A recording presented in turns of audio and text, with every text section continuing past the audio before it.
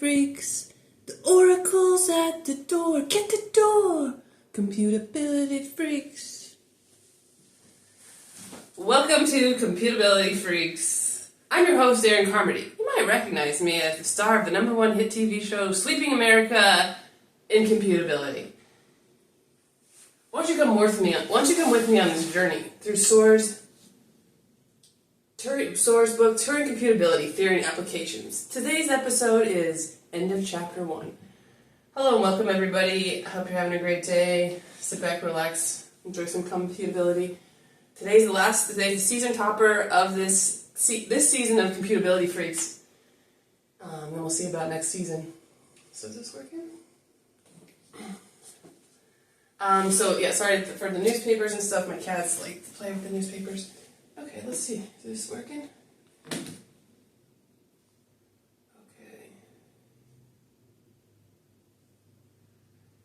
Okay. And I don't really have it. Just disclaimer: I don't really have anything planned out very well today. So it's the end of the semester, and okay.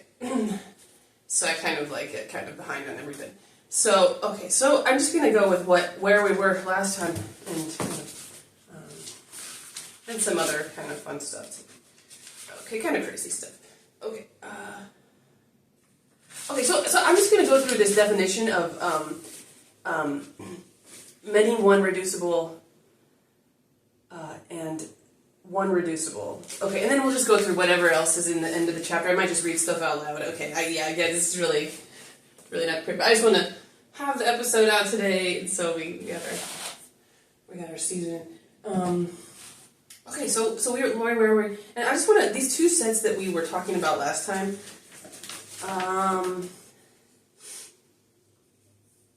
Okay, so the two sets that might come up again in a second here. So we have K is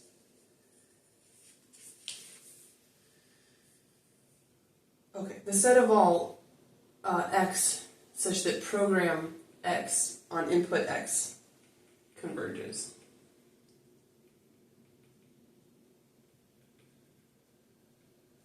And then K sub naught is the set of all X, Y such that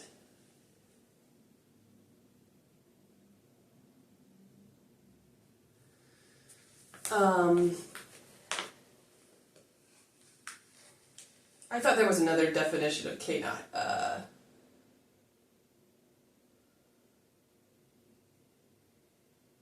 So K naught is a set of all X, Y such that X is in W sub Y. Where W sub Y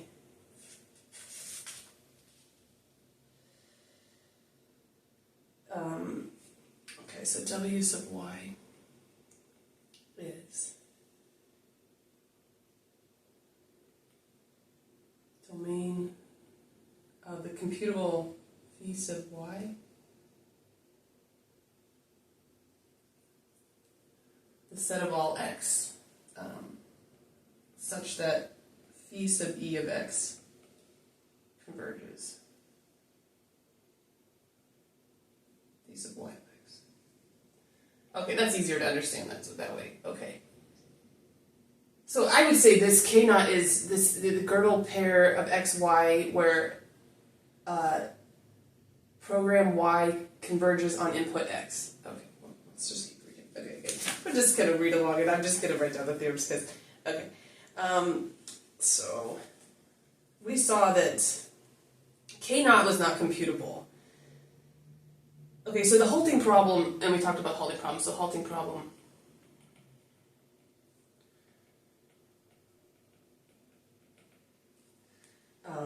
is to decide for arbitrary X, Y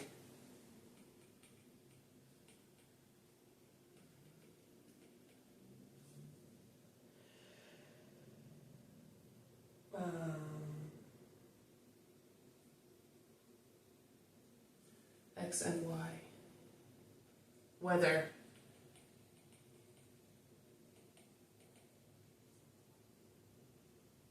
phi y program y on input x converges. Okay. Yeah, sorry if you can't see that. Okay. Yeah, so like, I don't know, last week of school, I'm like, I get in this mode where I'm like, I need 1 week of not doing anything after the semester's over. So what I do is I just interleave that into the last week of school. So I'm like relaxing as much as possible on the days I can.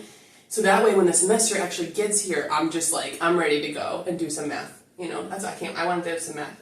I like those days when like, you know, it's like you're doing math all day. And it seems kind of hard to get into, but it's like, I'll be sitting here, and if it's just the math book sitting next to me, I'm like not doing it. But if I open it up and I start, then I won't be able to stop. Okay, so but I like that summer feeling. You know, it's like you can. It just feels a lot more exciting. You can do math all day. By the end of the day, you might have like something. You know, you might have. Well, it depends on what you're doing, but you might have something to think about. Okay. Okay, I personally like to make videos like of my progress. I made like this documentary of like working on this paper. It was really motivating because I was like, get up in the morning, I like make the video. What are we doing today? Okay, I'll release that someday. If the papers like get published, then I'll release the video. Okay. Anyway, so let's get back to this. I like this is my like place where I can talk about stuff sometimes. Okay, so let's write down. We're going to talk about this like this notation, this reducibility. So I think I can write my notes. It's a little easy.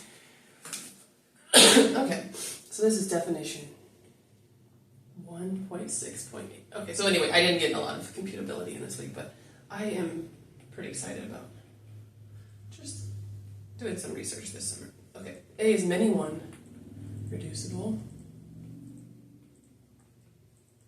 to B. A and B. If there is a computable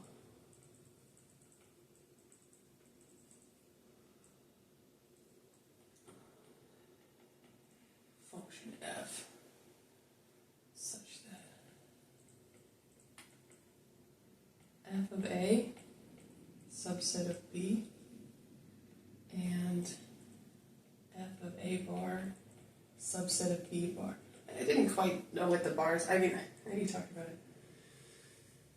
Okay, i.e. x is in A if and only if f of x is in B. Okay, and we'd say A is many reducible to B. A is many reducible to B. Okay, then the next one is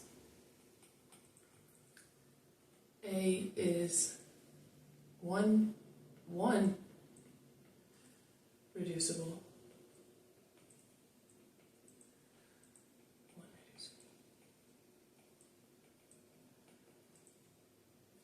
To be A 1 B. If A is m reducible to B by a one-to-one computable function.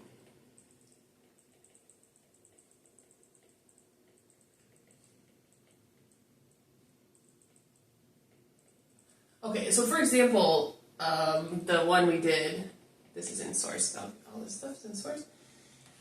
For example, K is, I'm sorry, we'd say K naught is,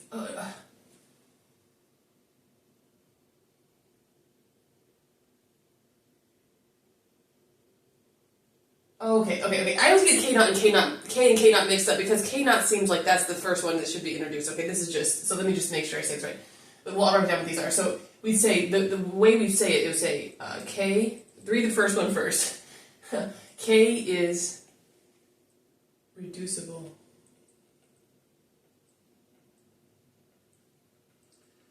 to K naught. K is reducible to K naught.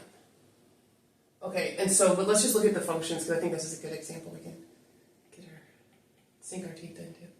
So I want x such that Vx converges. Okay, that's the K. And then K naught is the set of all x, y. I believe you could just say phi y x converges. I'll write that if that's wrong, sorry.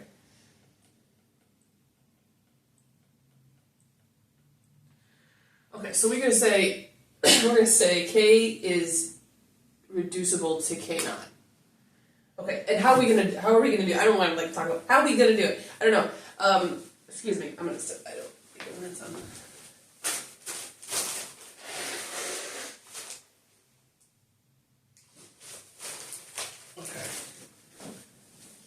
on. Okay, so how are we gonna do it? K is reproducible. So I just try to think of you're the machine person. Okay, so you get this. Okay.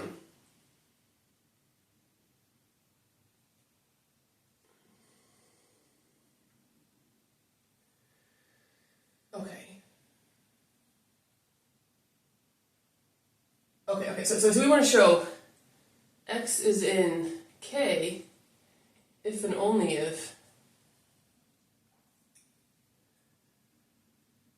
f of x is in. Okay, if and only if f of x is in K naught. That's what we're looking for if we're saying K is reducible to K naught. Okay, so what's that function via f of x equals xx? Okay, so we get the this x, and I want to know if it's in K.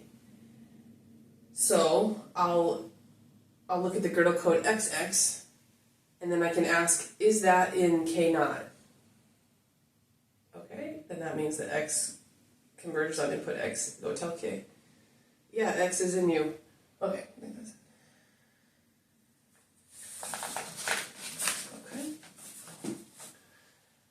Okay, and then this reducible to R reflexive. We just use the identity function, I think. And transitive. Maybe we can use like composition or something. Okay. And then definition. Define equivalence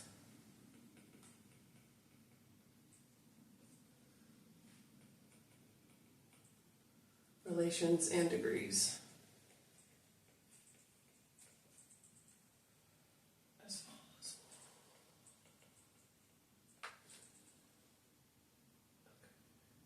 Okay. So it's been really nice doing this, like having this throughout the semester to do this, because it's like doing some research type like things. And I know like maybe probably a lot of people are like, you have to do both in the semester. Like you just have to find a way to do both. I get sort of like overtaken by classes, and I just think about my students. I'm sorry. It's just like that's just like the world I'm in, and I feel like research is just like this precious, beautiful thing that I want to like have this really nice environment when I'm doing it, and I want to be able to work on it all day and like think about it. But like, what do you do about that? So maybe they just have to be like, well, I have 2 minutes in class, and I'm just going to work on this research. It feels so like precious. I don't know, maybe it's just like an excuse, but I just like to get like totally in that world. Okay. But next semester I'm gonna try to I guess in the past I have done like I'll maybe be working on something, and like when I get a chance like write down ideas and think about it, and then write it up. But yeah, that would be good. That's a goal for next semester. Okay. Just like, even if I have to like set up just doing more research during the semester, that's really important. Okay, so here we go. But I really like this because it's kind of like that. Doing a little bit of fun stuff. Okay, A is equivalent to B if A m reducible to B and B m reducible to A. Okay. A, 1 reducible equivalent to B, if A, 1, B, and B, 1, A. I just, there was, like, why am I not calling these Turing degrees or something?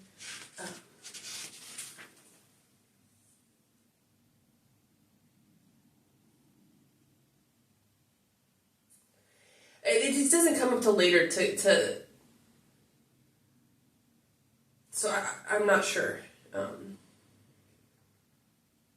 but it's not called, like,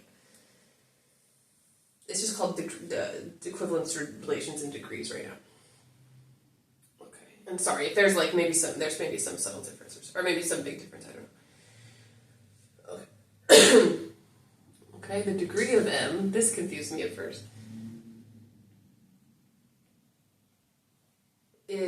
It's really the equivalence class. It's not like a number. I mean, I'm thinking these are infinite, but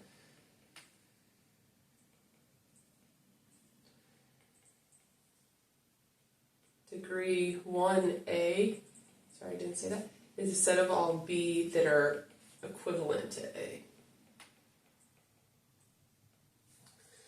Okay.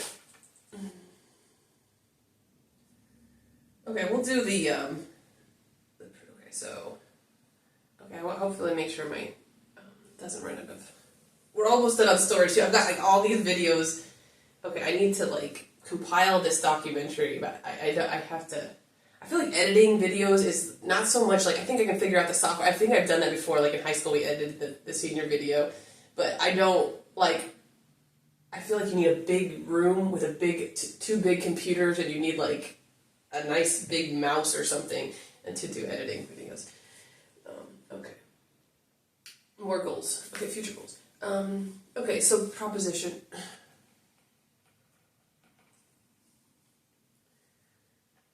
If A, M reducible to B, and B is computable,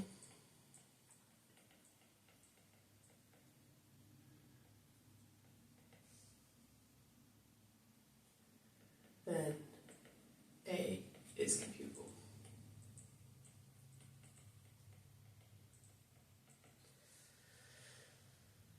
Okay, I will say that I do watch quite a lot of television, so that's something that takes up quite a lot of my time. Okay, I just say, like, I it's like, where's all my time? Why can't I do it? I do watch a lot of TV. Okay.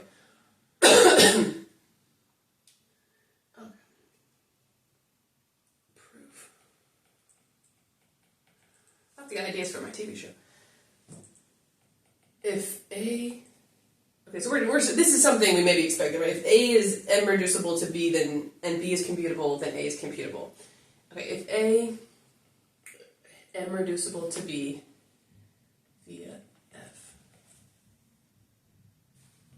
then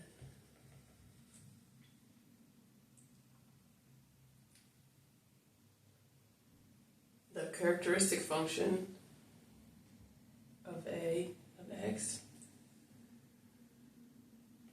equals the characteristic function of B of F of X.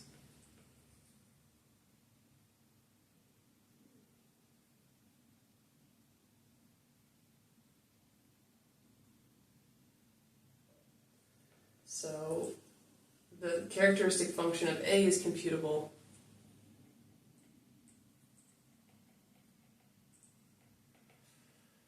if B is computable.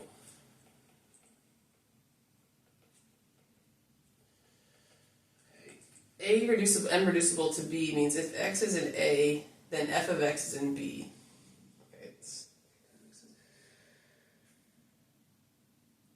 Okay, let's read this. We often write AX for the characteristic function.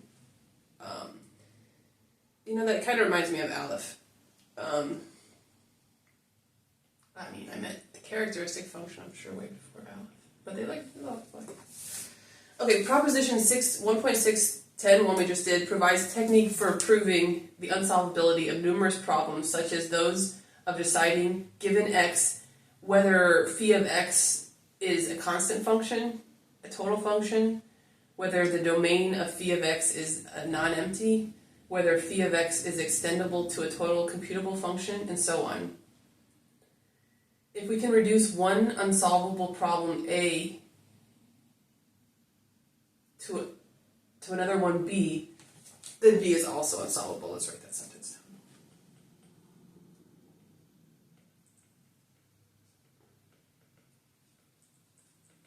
If we can reduce one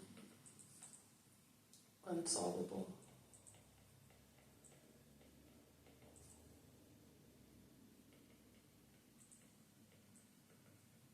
problem A to another one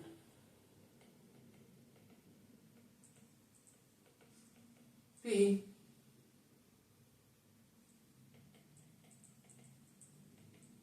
then B is also solvable.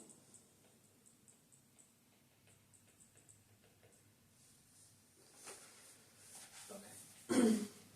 Here's the theorem. 1.6.11. K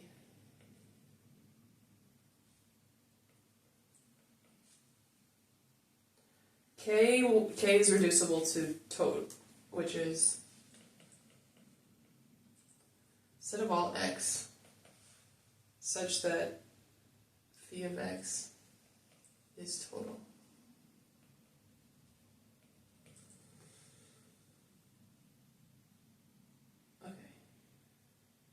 Okay, so we're saying k is reducible to total, okay?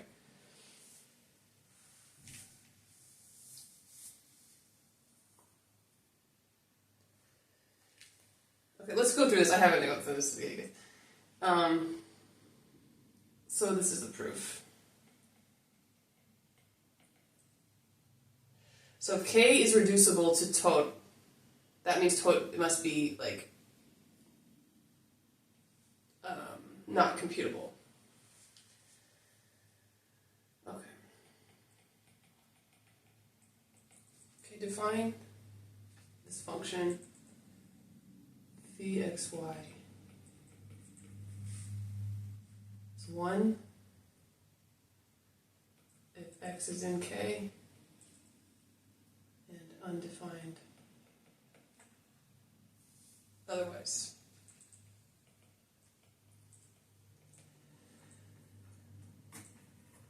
A lot of hair right there. Okay.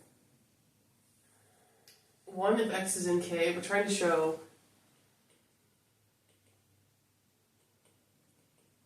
total. This is the set of the total computable functions. Well, we know this is not computable.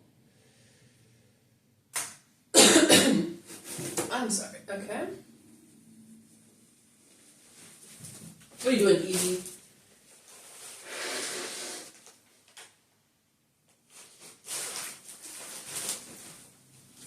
Okay.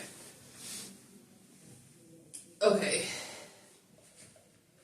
Okay, it says clearly phi is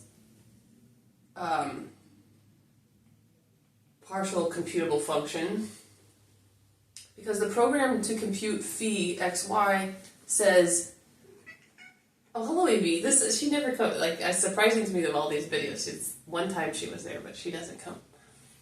I should do it a little earlier. She does like, Miss Evie, you like, don't you? Miss Evie. Miss Evie.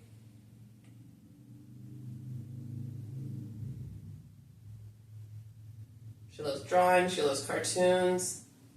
She loves set theory. Okay, Miss Evie. Okay. Okay, so we're going to compute this, phi xy. So first, attempt to compute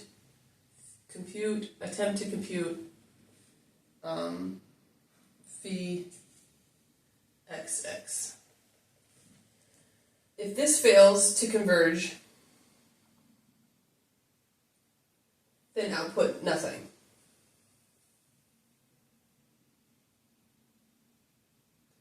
If it converges, then output 1 for every argument y. By the parameter theorem, there's a one-to-one computable function. Look at Evie.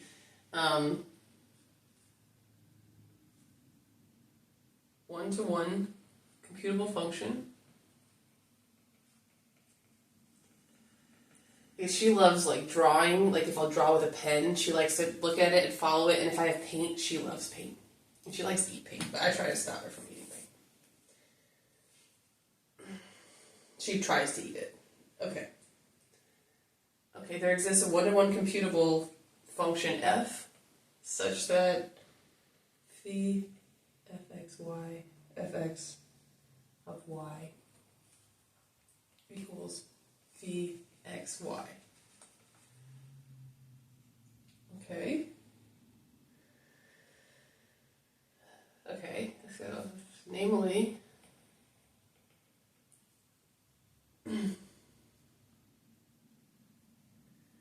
choose E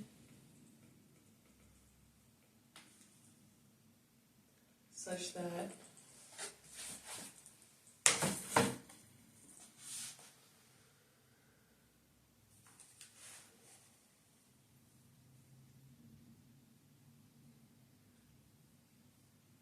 phi xy equals phi xy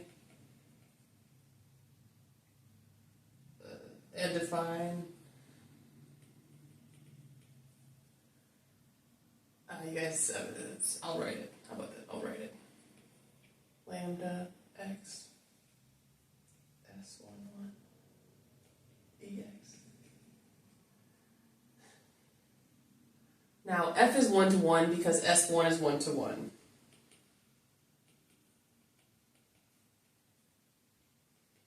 You guys that. I'm sorry. Note that we'll just write this last line. This is the end of the proof. Note that x is in k implies phi f of x equals lambda y1, which implies phi fx is total, which implies f of x is in total.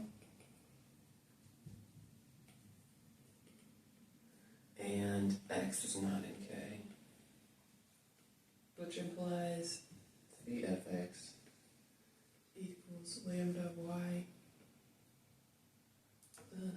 not converging, phi fx not total. F of x is not in total, okay. Okay. I'm going to have to go through that, you guys. I don't understand all those details. Okay. Okay, so notice that this proof shows that the problem of deciding, given x, whether program x, phi x, is constant, or even whether domain phi x is not empty, is an unsolvable problem. Notice also that in this proof, k could be replaced by an arbitrary CE set A. Suppose A equals domain phi for phi PC. And the program begins by attempting to compute phi of x in place of phi xx. However, we cannot replace k by an arbitrary non-CE set A because there would be no computable counterpart to this step for the program phi, and phi must be computable. Applications of the parameter theorem 1.55, such as the one above, will often occur. The reader should verify in each case that the instructions for computing phi xy are effective. From now on, we'll simply write phi sub f of xy for phi xy without explicitly mentioning the parameter theorem. The method in the above proof applies to numerous other sets A in place of total, so long as the property defining A is a property of functions and not of certain indices for them. For example, if A is an index set defined as follows. Okay, guys, I'm just gonna have to not do that, okay?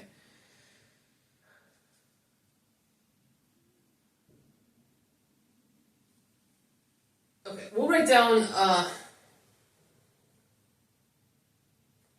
write down a few things. Okay, so I'm just gonna keep going, because, yeah, I need to understand that. We'll just write down what's Rice's theorem, and then these, we'll just write down this. Let's just write down this Rice's theorem.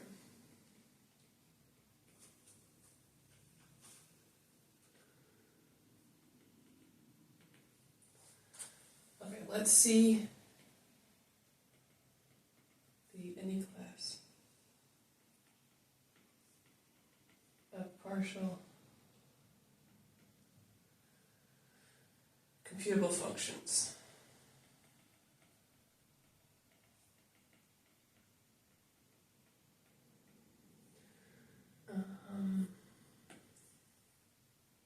Then A equals set of all n such that phi sub n is in C is computable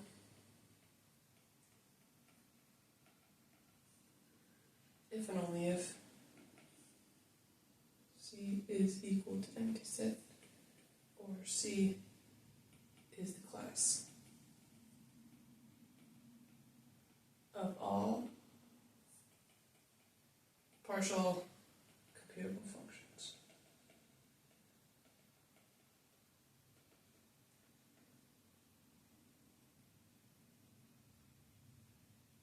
Oh.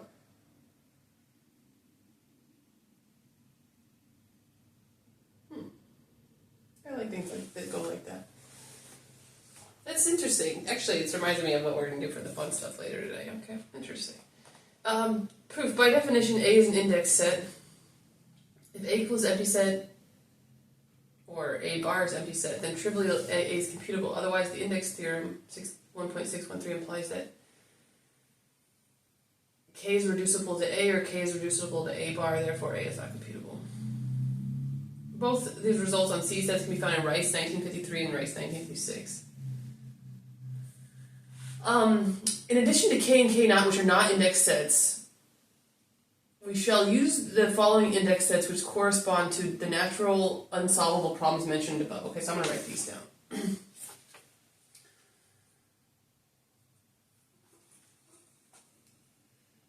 Okay, K1 is a set of all W such that Wx is not empty. All these things are unsolvable. Then the set of all x such that W sub x is finite. Again, this W sub x, it's the domain of phi sub x, where domain of phi sub e. No, domain of phi sub x. So all the x is where it converges. Okay. So it's like all the set of all x where phi of x, x is in the domain of phi sub x, and it's finite, but they're all finite. I thought they're all.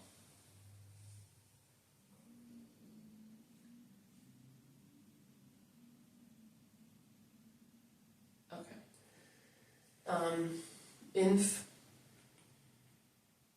the set of all x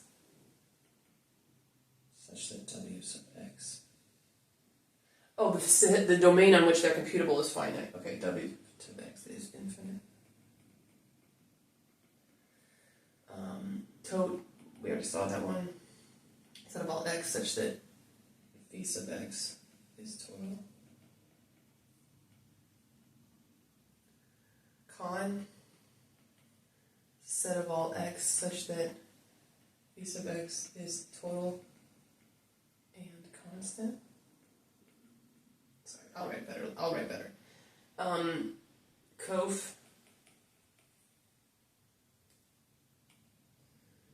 is the set of all x such that W sub x is cofinite.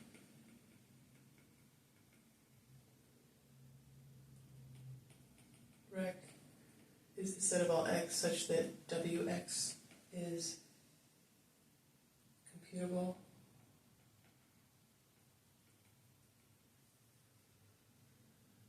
The domain is computable. The domain of v sub x is computable. And X. Set of all x such that v sub x is extendable to a total computable function.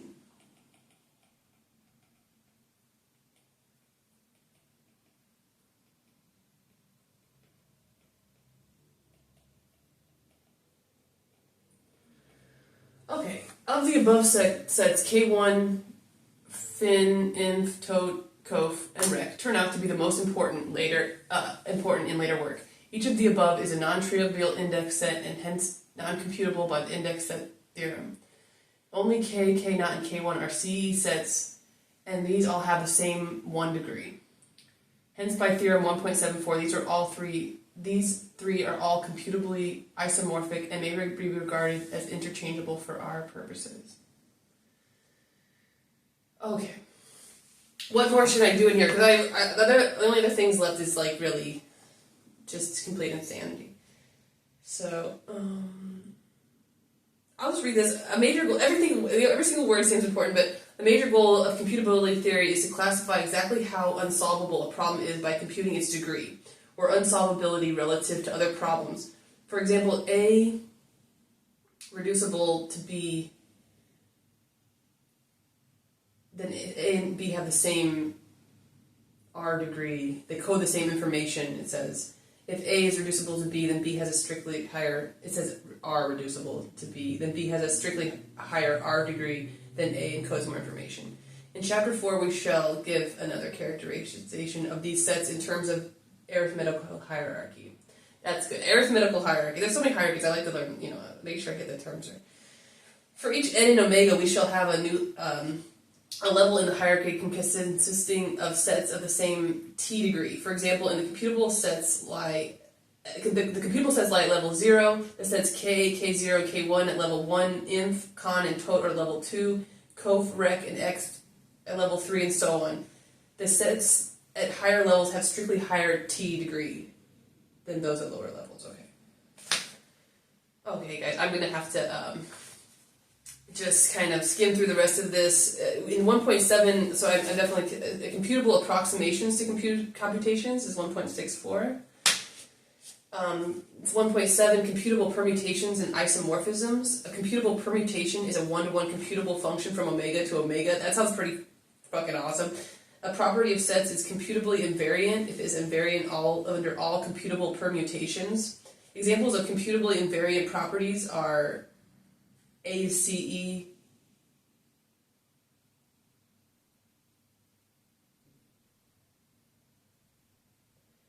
A has cardinality n, A is computable.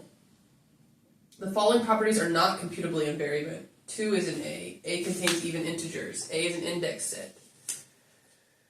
A is computably isomorphic to B if there's a computable permutation such that P of A equals B. The equivalence class under equal 3 lines are called the computable isomorphism types. I can't stop reading it. See, I can't stop. We shall attempt to classify sets up to a computable isomorphism just as the algebraists classify structures up to isomorphism. One reason for introducing less than 1, reducible 1 in definition 1.6, where reducible m would have sufficed for undecidability results, is the following theorem, which is an effective analog of the classical Schroeder-Bernstein theorem for cardinal numbers. I have to write that down.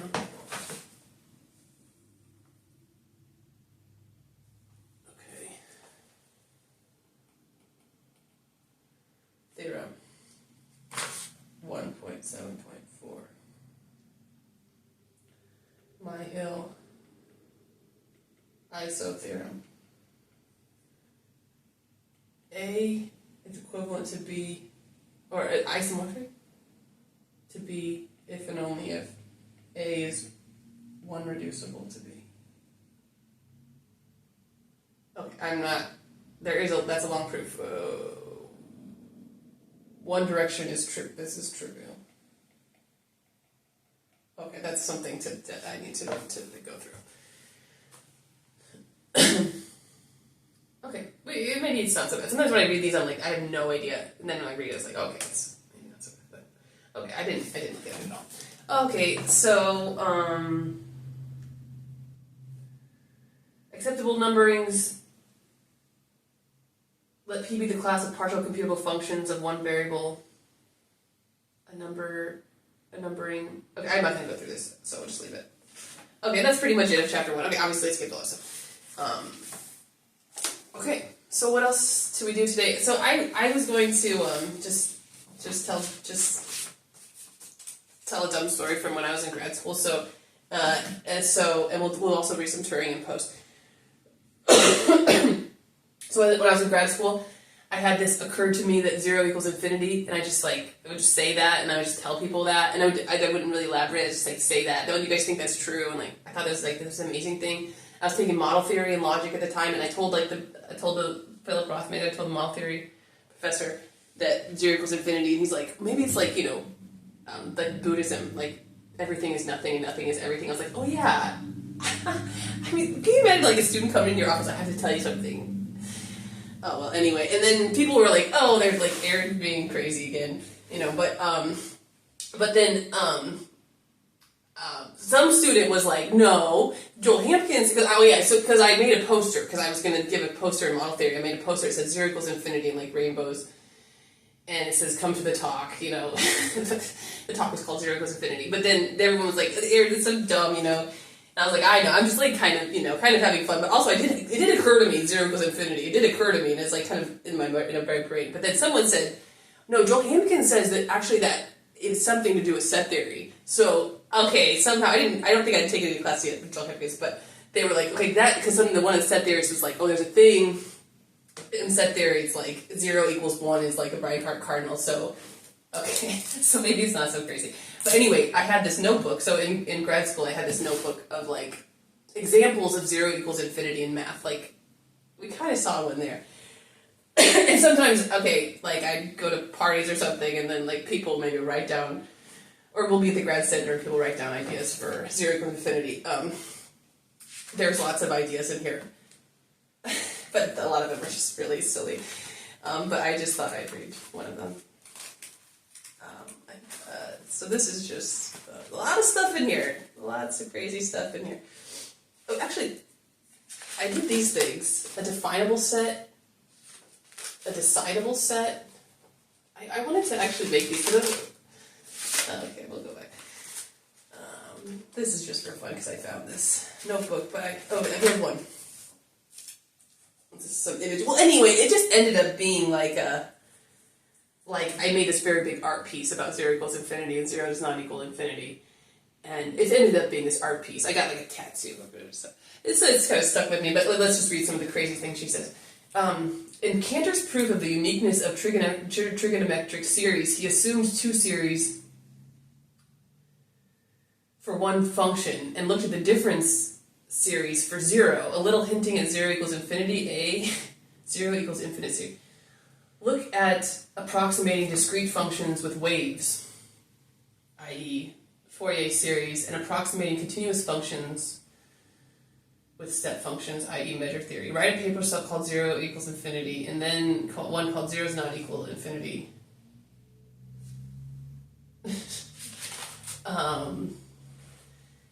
0 is all the ordinals. 0 is the space between all the ordinals. This is 0 equals infinity, and 0 not equals infinity, describing 0. Now, 0 equals infinity doesn't make sense. 0 equals omega makes less sense than 0 equals infinity. It's very particular. The paradox has turned false. I'm sorry, this is absolute nonsense. What is mod E equals mc squared? What is mod E does not equal mc squared? Okay. 0 equals infinities was something someone else came up with. 0 mod infinity. Infinity mod 0.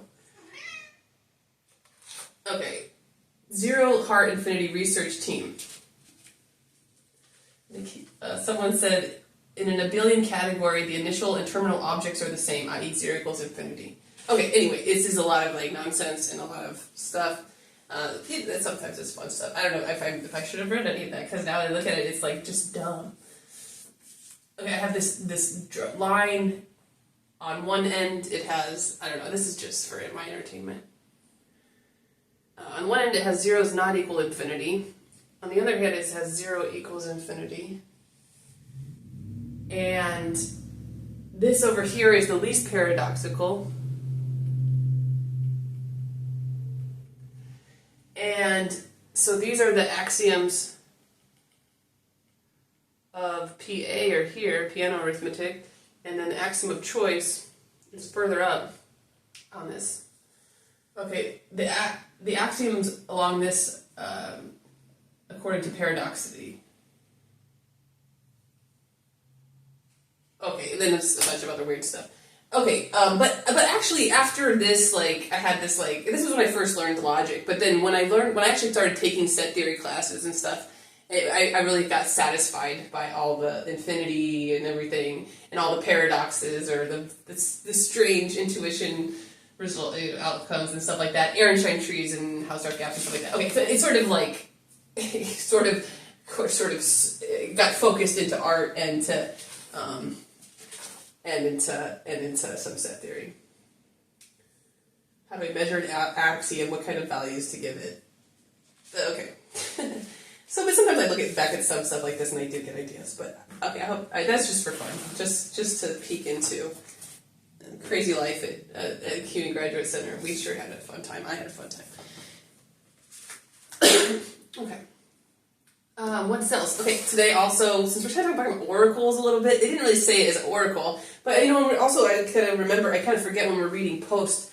Let me just see, I just want to make sure it's still recording, because I don't have much room on my, okay, I don't have much room on my computer. Okay, so, but honestly, I do have this like craving for like philosophy of set theory or something. And I think that it would be fun to write about that. But I also it's like, unless I'm talking to someone else about it, I feel like it's just going to be me, like, in my crazy world, you know what I mean? So, it's just some, the cravings of my heart that won't go away. But yeah. How you doing, Evie? We're having kind of a laid-back day today, guys.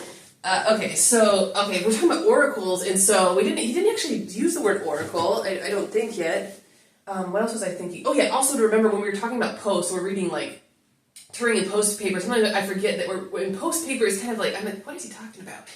But so I forget that he's writing, the paper we're reading is about when he's talking about oracles and stuff. So I just want to make sure if like he actually says the word oracle in here. Like, I mean, it's such a cool word, right?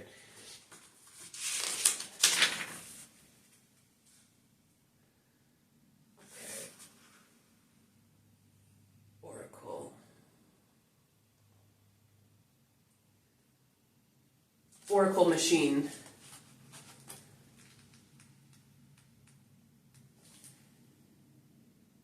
Relative computability. This is from Turing and Post. Okay, something. Let's suppose we are supplied with some kind of unspecified means of solving number-theoretic problems, a kind of oracle, as it were. We shall not go any further into the nature of this oracle apart from saying it cannot be a machine. With the help of the oracle, we could form a new kind of machine, call them O machines, having as one of the fundamental processes that I'm like, I don't know what that'll be on the screen, but with the help of this oracle, we could form a new kind of machine, call them O machines, having as one of its fundamental processes that of solving a given number theoretic problem. These machines may be described by tables of the same kind as those for the description of A machines. Okay, so I feel like we need to, like, get to page 51, to get that. But, so this is the concept of the oracle, we know it. Maybe the oracle is going to give us some information.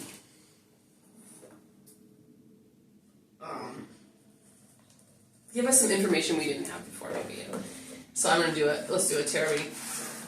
This is something I used to do in grad school a lot too. Okay, but these tarot cards are, I got these one tarot cards, these are Linda Goodman star cards. I really like them. They just like called to me, and these usually tarot cards are like, there's like the king, it's like basically like playing cards, there's like a kings and queens and stuff like that, the king of hearts or whatever, but for this one, it's just numbers, so it's like numerology. It's like each of the numbers has a special property, and that's what the card represents. Okay, so it's all about numbers.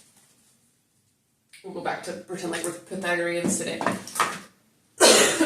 Okay, so I'm going to read past, present, basically past, present, future, and it's for me and it's for you. Okay, Evie's behind the screen. Evie, please, let's not do any messing around. You love cards, come here.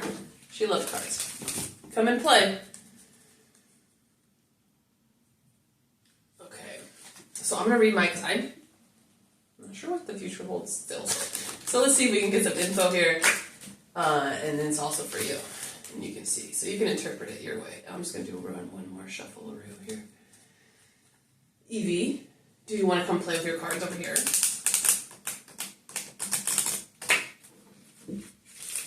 Okay. I'm just going to read them like this. Okay, so we'll just see what's our special number. So our past-ish, or we'll just say past, okay. Regeneration and change, number 13.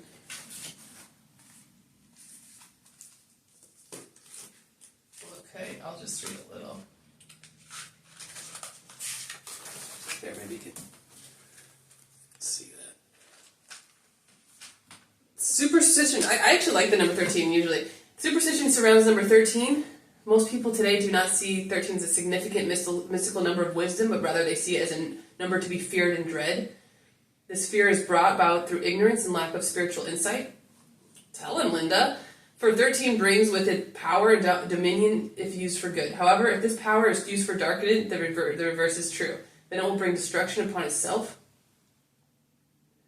In ancient times, 13 symbolized the master. The 12 knights of the Round Table with a powerful master, King Arthur, is 13. The 12 disciples of Jesus, again with the divine master, Jesus, the majestic 13. Throughout the ages, in many religions, we find 12 plus 1 formula. 13 is the mystical master. Okay, mystical master. Many consider you an angel. I'll talk, that's you. For you have adapted to the many forced changes in your life with grace and acceptance. Okay. That sounds pretty good. Regeneration, change. I don't know exactly what that means, but it looks like maybe there's like a tree growing out of a tree stump, and there's a butterfly. Okay, magician, number 15. What do you think, Evie? That's for you and Ziki as well. This is an extremely fortunate, profound, as present mystical number and is Linda's favorite. The one who holds this magic wand has the divine power to control and manipulate events. To understand the full potential of this vibration, visualize the magician in all his splendor, casting a net of magic over all who come into contact with him. All are enchanted, for he is all-powerful. I would stay away from this person who's so charming. No, thank you. But okay, this is real, not just fake. Throughout the musical chords of this vibration, the angels sing, linking heaven and earth, spirit and matter. Play this instrument well. Maybe he's talking about our mathematical instrument. Because it carries with it blessings bountiful. I will know that for sure. The only way to get your golden ticket into the jobs or the conferences or whatever is the math papers. That's the currency of math. Which I need to get my golden tickets in order. Okay. Play this instrument well because it carries with it blessings bountiful. This truly is the rainbow's pot of gold, bringing great joy, light, and hope into the areas of darkness, manifesting miracles along the way. Yes! The number 15 reduces to the single number 6 and vibrates to the planet Venus, the planet of love. Wave your wand of alchemy. It is at your command. Sprinkle that stardust generously, and remember at all times that this wonderful vibration is magical. Your basket full of wishes should not be used for selfish purposes, for ultimate good of all. That's why we're here. So choose your path, share your blessings along the way, and use your power wisely. Grant others their wish to come into your circle of enchantment and dance to the music of love and magic. Man, I could use a dance party. I'll tell you that's something I miss from CUNY. There seemed to be a lot of dancing going on. 32. Communication. This is maybe our future card. Yeah, I was having a lot of nostalgia for CUNY.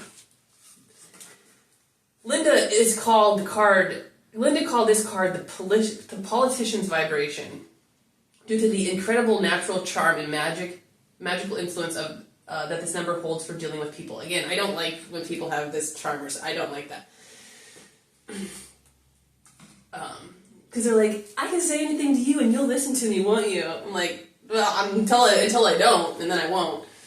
But yeah, I'll go along with your flute for a while. Okay, is the sum total vibrations of the numbers 14 and 23 cards with the cumulative effects of both. The number 32 energy has the ability to intoxicate audiences. Here we have the silver-tongued politician who is well studied in the ancient book of words. I despise when people use words, or when people say, because you're not super articulate, that means that you're not super smart. That bothers me a lot. Like, that somehow articulation is tied to... It is tied... It's like, I don't... Like, when I write something and I'm like, I make mistakes, I'm like, I don't care. That makes it look like... I don't know. Like, I'm not trying to be perfect or something, but if I read someone else and they're making mistakes, I'm like, that looks pretty bad, so I get it. Eloquence is woven into the fabric of the individual's being, producing an earth-shattering magnetic voice and manner of speech. I don't like that. Capable of hypnotizing all who listen. This number of intelligence and wisdom draws the individual to the media of writing, television, publishing. I do have my own TV show, though. Okay, I like that. And draws the individual to the media of writing, television, publishing, and politics, where the gift of speech and communication may be exploited to its fullest. I hate that. I'm sorry, I hate it. I do not like when people try to just use words. It's just do what you're supposed to do and turn in the... No, sorry. The number 32 reduces the single number 5 and verb 5 and vibrates. I don't like it. I think I do that too. Cherish this divine cosmic moment of sweetness and fly your flag of freedom and of speech and truth. Watch as it blows strongly in the breeze of enlightenment, spreading the word throughout the universe. Sounds great. The waves of communication spiral from the earth to the galaxy of heaven and love. But I do think that illuminating and healing by bidding the angels and archangels to smile, sing, and dance to the rhythm of all that is good in our world. Okay, I do think that, like, words are very important. I just really don't like it when, like, if someone has, like, a very smooth way of being, that somehow it's, like, therefore, that's the best person or something. Because after a while, it's just, if their actions don't line up to their words, then that doesn't matter, their words. Okay, let's see, what else? Today's a crazy day, right, guys? And I'm just kind of rambling about things. But I like to get all this out. And plus, I won't see you for a while. Oh yeah, I forgot to just make sure to mention that this is the last episode for a while. Who knows what will happen next semester. But I'll read some things, anything that came up. What did I say? Oh, I had concerns about reading philosophy. What if I read something Plato wrote and it's like, I thought that too, but then I tell everyone and they're saying, no, you didn't read, you just read it and you repeated it. Okay, also, I can't do anything without somehow turning into a creation. It's hard for me to read something and not, like, somehow share that somehow in some way. Also, I took a look at the videos for this season. I saw 1 like on one video and 2 likes on another affiliate, and I felt overwhelmed because I don't have a dress for the Emmys. I really did feel because I have to make my own dress and I have to learn to sew first. And then the next thing will be the Met Gala. I think the Met Gala is today. See if I can get there in time. And I need to get a big playpen stroller for the cats, and they will want me to have a dress that looks like fur, but not like Jared Leto's cat costume. So in other words, this has been an excellent season. Thank you for watching. And do you have any other comments here I'd like to read? Okay. Yeah, this has been a really nice activity. Okay, so now let's just read Turing and Post. I guess part of me is like, I want to see you guys some more. Okay, well, that's okay. So, let's just find our Turing and Post paper. Okay. Okay, thanks, Post, and we've enjoyed our time with you. I know some classes, they actually read the whole paper, but... Okay, so let's just do...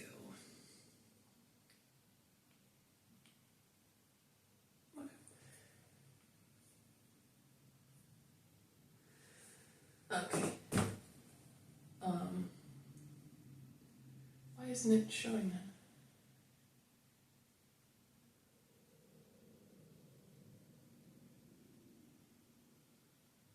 that? Okay. At a few points in our informal development, we have to lean upon the formal development.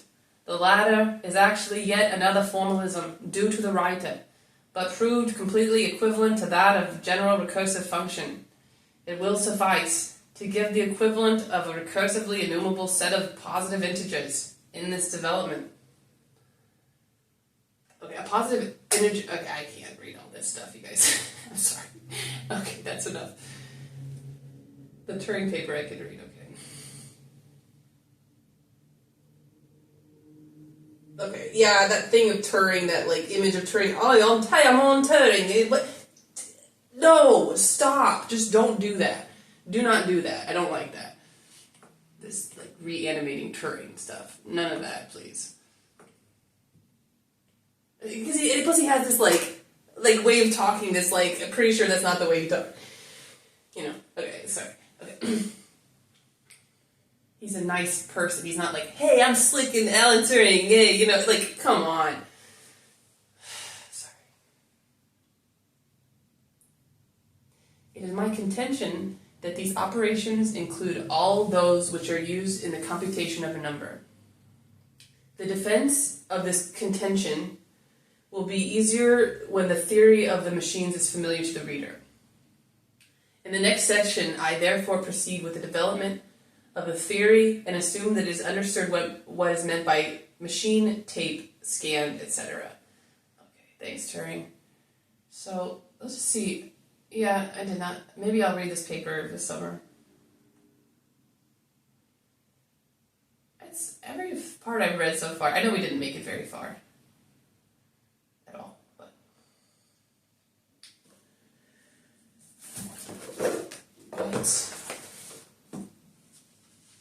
alas. Well, that's all for today. And as soon as I get the music here...